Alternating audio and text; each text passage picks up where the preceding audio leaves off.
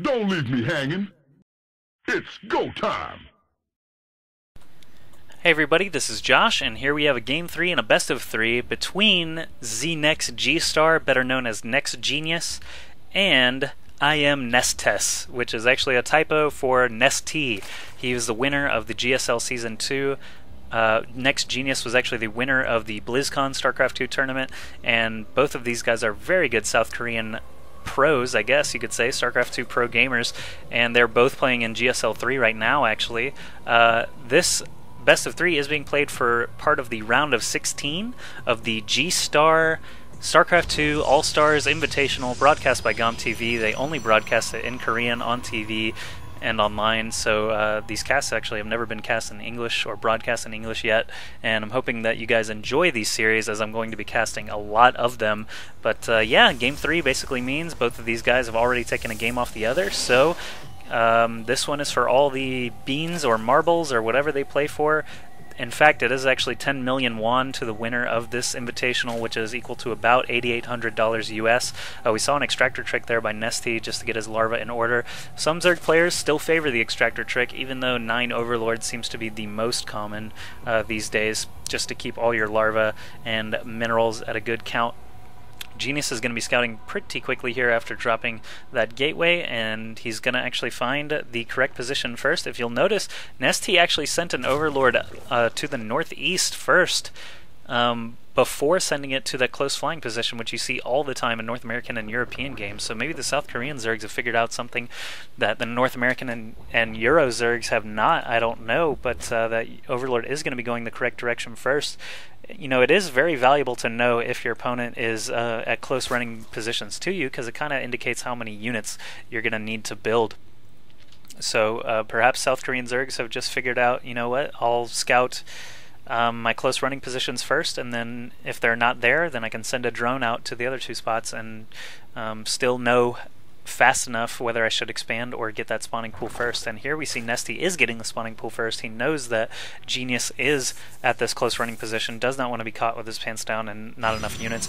Genius, on the other hand, has gone Forge, Fast, Expand, but instead of building the Forge down here like we usually see, he has built it up at the top of his ramp and is going to be building that Nexus right there and a cannon right away. So he is going to pull ahead economically of NesTea, and he is dropping a Roach Warren here in his main as he gets that first queen out. I don't think he even built any Zerglings.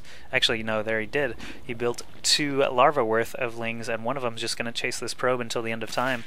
But NesTea, I don't know if he caught a glimpse of that Nexus. Yes, he certainly did, and now his Overlord is actually being attacked by that cannon. So what is he going to do? Probably just crank out a lot of roaches, if I had to guess, and try to punish Genius for trying to build this Nexus without asking. And he hasn't expanded yet himself, so yeah, we see 3 roaches coming right away, and I'm sure that when these larvae flop out, we'll see some more roaches being built. And there the larvae are available, and there we go, up from 3 to 7 roaches.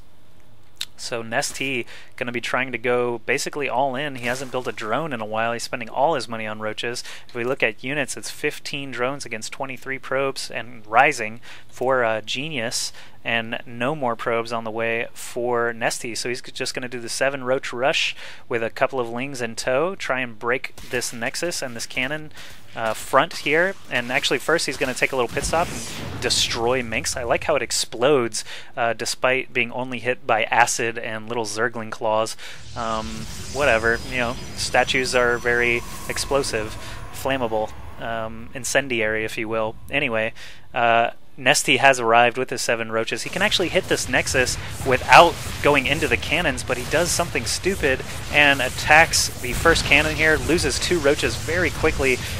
I'm not sure why he did that. Now he's down to only 4 roaches. He kills off that Zealot. He can, like I said, he can hit this Nexus. He can even hit the probe line without attacking these cannons. Genius, of course, has been mining minerals the entire game, just builds 2 more cannons right here. There are 2 pylons here to support all these cannons.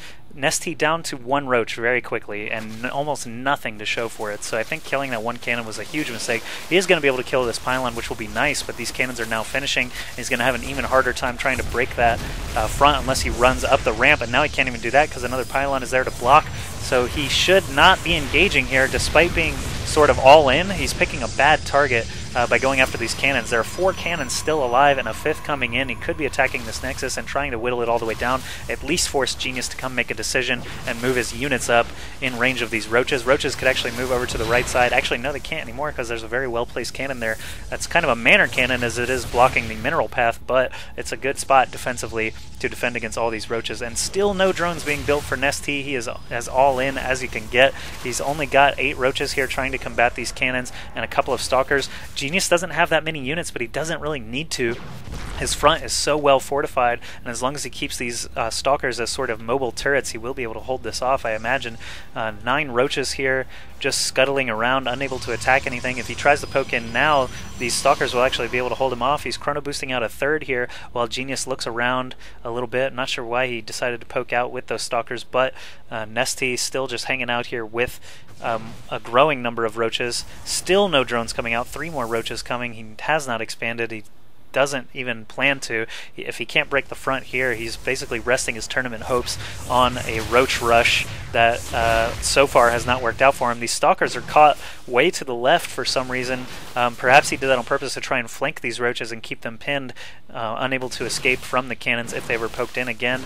However, it looks like NesTea is just going to be going after the Stalkers now. They do have a superior range, so he could kite with these for a while. Still no drones being built, I have to emphasize that. Nothing but Overlords and Roaches for this entire game for NesTea. I'm a bit surprised that he's committing to this all-in so hard when Genius actually doesn't even have hardly any units. He has built 4 more gateways back here during this entire encounter, so soon he will actually be able to outproduce NesTea off of these 2 bases and 5 gateways, so NesTea just in a terrible, terrible position here. That first push just went so poorly for him that all these Stalkers are now able to surround him. He's got more Stalkers than NesTea does have in Roaches, so Genius is actually going to take this best of 3 series 2-1 in a kind of embarrassing anticlimactic game 3, but that's how it goes sometimes in these pro-level games. NesTea gambled it all on a quick Roach rush, didn't really have the best target picking there. He could have probably taken down this Nexus and at least prevented this side cannon from coming in. At the time, Genius barely had any units to actually come out and defend, so I have to imagine taking out that Nexus would have helped him immensely. And then he could have even expanded, built more drones, had lots of time to do whatever he needed, and sunk this huge 400 mineral investment from Genius. But what are you going to do? He made his decisions, and now he's got to live with them. And so both of these guys are playing now in the GSL 3. We'll see how they do in that big tournament. I believe both of them have advanced to the round of 16 already, so we'll see. Not the round of 16, the round of 32. So we'll see how they perform in the coming weeks. Anyway, I'm also going to be casting a lot more series from these SC2 All Stars, so stick around with me if you'd like to see more.